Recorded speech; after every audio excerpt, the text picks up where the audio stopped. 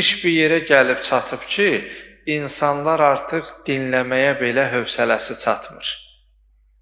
Uzun-uzadı danışıqları dinləmir.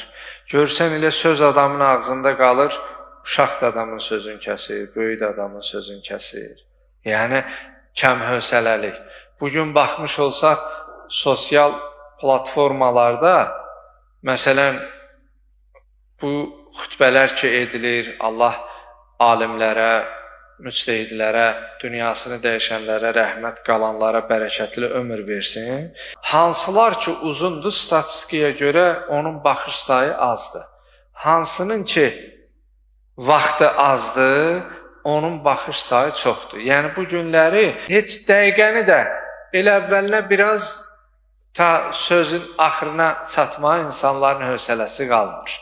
Bugün insanlar çox danışır, amma az düşünür. Baxmış olsaq, telefonlar dolur, amma qəlblər isə boşalır. Yəni, görürsən insan insanla söz danışmaqdansa, telefonda olmağı, virtual aləmi daha çox üstün tutur. Günümüzün ən böyük bəlalarından